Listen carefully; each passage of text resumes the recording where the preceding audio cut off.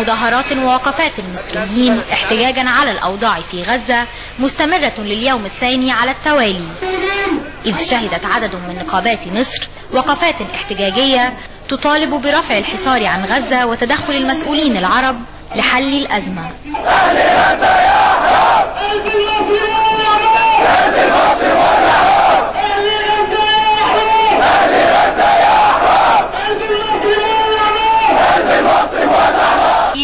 لا نطالب فقط في هذا اليوم برفع الحصار عن غزة، نطالب بفتح معبر رفح وهو معبر مصري فلسطيني نتحكم نحن في فتحه ولا نأخذ أوامر من أحد.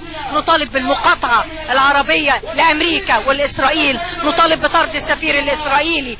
عار إن مصر تصدر الأسمنت والبترول والغاز عشان إسرائيل تعيش في النور وتقطع الكهرباء عن غزة ليموت الأطفال. لكن لن تنتهي، لن يرضى الشعب المصري كما لم ترضى كل الشعوب العربية والإسلامية إلا برفع حقيقي للحصار، الحصار المفروض على غزة منذ 20 شهر وليس فقط انقطاع الكهرباء منذ 3 أيام. مشاركة من نقابة المحامين في تخفيف الأعباء الجسيمة التي يعاني منها شعبنا في غزة الآن.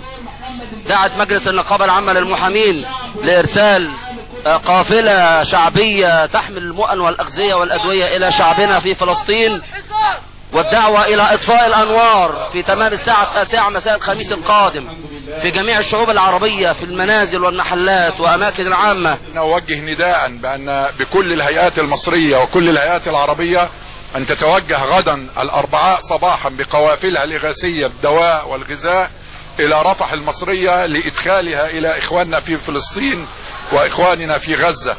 لم تقتصر المظاهرات والوقفات الاحتجاجية لفك الحصار عن غزة على الشارع المصري، فقد بدا الشارع العربي كله في حالة غليان، حيث شهدت كل من سوريا ولبنان وغزة مظاهرات منددة بما يحدث.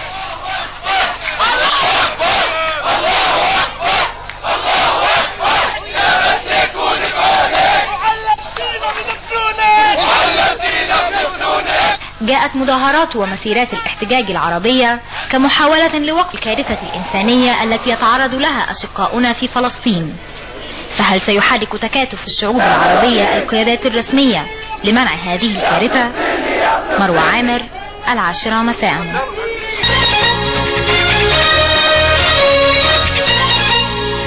تانية النهاردة في مصر تحول شعورهم بالبرودة إلى شعور بالسخونة والحر والإحباط والحزن.